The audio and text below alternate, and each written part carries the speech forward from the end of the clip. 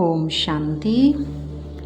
आज का टाइटल है प्राप्तियों को प्रभु अर्पण कर दो तो सफलता मिलेगी। सबसे पहले तो हम यही समझते हैं कि सफलता का साधन क्या है, क्योंकि किसी न किसी को चीज़ की प्राप्ति का कोई ना कोई तो साधन होता ही है। इसलिए सफलता का भी साधन क्या है? जितना जितना आप अपने जीवन में सफल करोगे उतना ही सफलता प्राप्त होती जाएगी। यानी जो भी आपके पास है, आपका समय, संकल्प, वो किसकी देन है? जो भी आपके पास है वो किसकी देन है? चाहे ये शरीर है, एक परमात्मा की, क्योंकि वो सृष्टि को रचने वाला है। हम सबका पिता गाया हुआ है ना, वो आत्मा का भी पिता है। तो वैसे तो इस शरीर का भी पिता यहाँ हमारे सबके अलग अलग है, लेकिन अगर शरीर को देखो तो अलग अलग है, लेकिन जो प्रकृति से बना हुआ ये शरीर है उस प्रकृति का पिता तो परमात्मा ही है। तो शरीर किससे बना है? 5 तत्वों से। तो सबको रचने वाला एक ही है और ये शरीर प्रकृति से बना है। परमात्मा की रचना है। जब वो प्रकृति हवा पानी धरती अग्नि आकाश इन सबको रचने वाला है। जैसे जो भी धरती के पास होता है, चाहे पानी हो, चाहे हवा हो, चाहे अग्नि हो, चाहे कोई भी खाद्य पदार्थ हो, जिस प्रकार धरती हमेशा सबको देती ही है। पानी क्या हो रहा है? सबको मिल रहा है। हवा भी सबको मिल रही है, अग्नि भी मिल रही है और खाद्य पदार्थ भी सभी को धरती से मिल रही है। लेकिन धरती कभी ये नहीं कहती कि मैंने दिया। उसका कार्य क्या है? वो देती जाती है और उसका भी क्या होता है? उतना ही बढ़ता जाता है। पानी भी बढ़ता जाता है, हवा भी और खाद्य पदार्थ भी, सब कुछ चीजें सफल हो रही हैं, बढ़ रही हैं। जितना जितना वो देती जाती है उसका स्तर उतना ही बढ़ता जाता है। तो इससे सिद्ध है देने से ही बढ़ता जाता है। लेकिन धरती कभी किसी से कुछ मांगती नहीं। तो हमारा शरीर भी क्या है? प्रकृति से बना हुआ। तो वही नियम हमें भी लागू करना चाहिए। हम जीवन में तभी खुश रह सकते हैं, सर्व प्राप्ति संपन्न रह सकते हैं, जब हम देते जाएंगे, लेने की इच्छा नहीं होगी। इसीलिए हमारा शरीर भी प्रकृति से बना हुआ है। हमें भी जो भी हमारे पास है वो दूसरों को देना है, चाहे सहयोग देना है, चाहे गुण, चाहे शक्ति, चाहे अपने शुद्ध वाइब्रेशन, शक्तिशाली वाइब्रेशन, जो भी है हमें भी देना है, बांटना है, क्योंकि जितना देंगे उतना ही बढ़ता जाएगा। और सबको देना है। ये भी भेदभाव नहीं कि जो मेरा बात मानेगा उसको मैं बताऊं, दूसरों को ना बताऊं, या दूसरों को सहयोग ना दूं, सबको। क्योंकि जब धरती ही किसी में भेदभाव नहीं करती, जब ये 5 तत्व भी भेदभाव नहीं करते, तो ये भेदभाव हमें भी नहीं करना चाहिए। और जब हम ऐसा करना शुरू करेंगे तब क्या होगा? हमारी भी जय जयकार हो जाएगी, क्योंकि जो देता है वो देवता है। तो देवताओं की ही जय जयकार है। संसार में धरती माँ को भी जय जयकार कहा गया है। धरती माँ की जय। क्यों? क्योंकि धरती माँ भी हमें देती है और उफ भी नहीं करती। जो अपना कर्तव्य वो करती जाती है, उसका भी बढ़ता जाता है। इसीलिए सबसे पहले संकल्प हमें क्या करना है? उठते ही सुबह ही कर लो आप, बाबा जो भी आपने मुझे दिया, जो भी विशेषता मुझे दी, ये अच्छा शरीर दिया, अच्छी बुद्धि दी, जो भी मुझे आपने दिया, मैं आत्मा आपको अर्पण करती हूँ। जैसे ही हम बाप को अर्पण करेंगे, बाबा कहता ना, करोगे तो सफलता मिलनी शुरू हो जाएगी, कई गुना बढ़ जाएगा।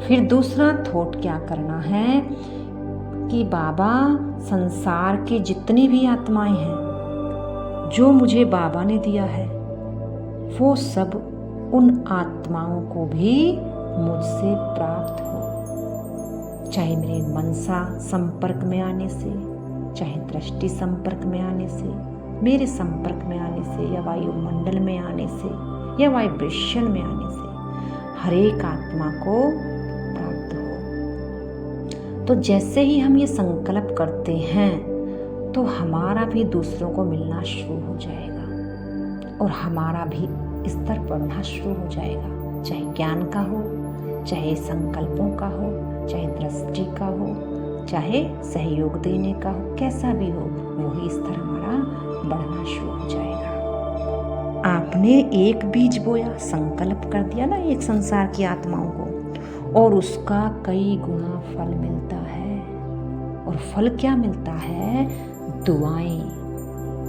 आपको कई गुना दुआएं प्राप्त होंगी और वो दुआएं ही आपके जीवन को सफलता से भरपूर कर देंगी। करो सफल तो पाओ सफलता।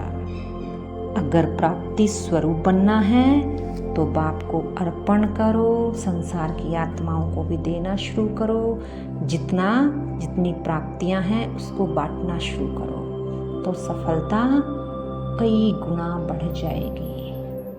आज बाबा ने स्लोगन में एक बात और कही थी कि सिद्धि को जब हम अपना समझ लेते हैं, यानी जो भी प्राप्ति मुझे योग से या इस ज्ञान से हुई, जब हम उसको अपना समझ लेते हैं तो प्राप्तियां खत्म हो जाती हैं। इस बात को हम कैसे समझेंगे कि जब मैं किसी को कुछ भी दे रही हूँ, अगर मेरे अंदर ये भाव है कि ये मेरी है, मेरी सोच है, या मेरी ही संकल्प है, या मेरी ही कामयाबी है, मेरा है, तब हम ये थॉट जब हम अंदर से लाते हैं, एक तो होता है बोल के द्वारा, बोल में तो कह देते लेकिन भावना नहीं होती हमारी आत्मा में, अंदर भावना नहीं होती। और बाबा तो आत्मा को ही देखता है, यानी हमारे जब भाव भी वैसे ही हैं जैसे हम बोल रहे हैं, तो फिर बाबा के रस की प्राप्ति खत्म हो जाती है। हमें अपने भाव को बदलना है, अंदर ही अंदर क्या भाव रखना है कि बाबा का है, बाबा दे रहा है, मुझे आत्मा से दिला रहा है।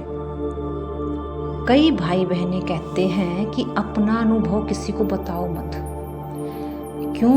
क्योंकि वो फिर अनुभव होना बंद हो जाए, ऐसा कई भाई बहनों को लगता है। तो मैंने एक बार ऐसे ही बाबा से पूछा कि बाबा आप तो कहते हो बांटने से बढ़ता है, अगर हम अपना अनुभव ही नहीं बांटेंगे तो उनका बढ़ेगा कैसे? हम किसी को कुछ देंगे ही नहीं, हमारा भी कैसे बढ़ेगा और उन्हें का भी कैसे जीवन में आगे बढ़ पाएंगे? तो फिर बाबा ने बड़ी अच्छी बात समझाई कि बच्चे, जब तू सेवा करते समय तेरे अंदर ये भावना आ जाती है कि मैंने किया, एक तो होता है मुख से बोलना, वो नहीं, वो अलग हटा दो, एक होता है फील करना। दो बातें हैं, अर्थ और शब्द। शब्द क्या था, उसका अर्थ क्या है तेरे अंदर, उस चीज को देखना है। तो बाबा ने बताया बच्चे, जब तू ये कहता है कि मैंने किया, मैं कर रहा हूँ, और अर्थ भी अंदर यही समझता है अपने आप को, अंदर ही अंदर शाबाशी दे रहा होता है कि बहुत बढ़िया बहुत बढ़िया, तब तेरा कम होना शुरू हो जाता है। फिर वो तुझे आगे के लिए अनुभव होता ही नहीं। लेकिन जब तू अंदर ही अंदर हर पल यही कहेगा कि बाबा जो कुछ है तेरा है, मैं तो सेवाधारी हूँ, अंदर ही अंदर, क्योंकि आत्मा में ही घोटना है, मुख से तो घोटने वाली बात नहीं है। जब तू अंदर ही अंदर इस बात का निश्चय कर लेगा कि बाबा का है और बाबा ही करा रहा है, तो तेरा बढ़ना शुरू हो जाएगा। क्यों? क्योंकि बाबा तो अखुट है, वो तो कभी खाली होता ही नहीं, कितना ही भर लो। आज तूने उसको बांटा, फिर बाबा के पास बैठ करके फिर और भरपूर हो जा। तू ही तो खाली हो सकता, तेरी तो एक लिमिट है, लेकिन बाबा की तो लिमिट कौन है ना, वो तो भरपूर है। इसीलिए बाबा कहता है बाप का खजाना है, बाप को अर्पण करो और हल्के हो जाओ, फिर बाबा से भरपूर हो जाओ। खाली हम कब होते हैं? जब उसको अपना समझ लेते हैं, तो हमें हमारे जीवन में अनुभूतियां होनी बंद हो जाती हैं। इसीलिए हर पल मेरा तो यही है कि अंदर ही अंदर क्या चले कि बस बाबा तेरा शुक्रिया तुझे अर्पण, तेरा शुक्रिया तुझे अर्पण। मैं तो सुबह ही एक संकल्प कर लेती हूँ, बाबा मैं जो भी कर्म करूँगी, क्योंकि कर्म करते समय हमारे शब्द हो जाते हैं, लेकिन जब मैं सुबह ही बाबा को, सुबह जो हम अमृत वेला बैठते हैं, तब ही मैं बाबा को कहती हूँ, बाबा मैं जो भी दिन भर में कर्म करूँगी सब आपको अर्पण, सब आपको अर्पण। तो बाबा को ही क्रेडिट दे दिया ना पहले ही कि बाबा ही करा रहा है, बाबा को ही अर्पण। तो बाबा उस चीज को कह रहे हैं, बांटोगे तो बढ़ेगा, लेकिन किसी को क्या वो हो जाता है कि बांटने से कम हो जाता है। कम होने का कारण ही मैंपन है। मेरापन होगा, मेरा बाबा होगा बीच में, तो अनुभव चीजें हमारी कम नहीं होंगी और ही बढ़नी शुरू हो जाएंगी। इसीलिए बाबा जितना बांटता था उतना ही बाबा नंबर 1 गया, क्योंकि बांटने से बाबा का क्या हुआ, और ही ज्ञान गुण शक्तियां बढ़नी शुरू हो गई। फिर क्या कहता था बीच बीच में कि मैं नहीं कर रहा कुछ भी, मेरे अंदर एक शक्ति करा रही है।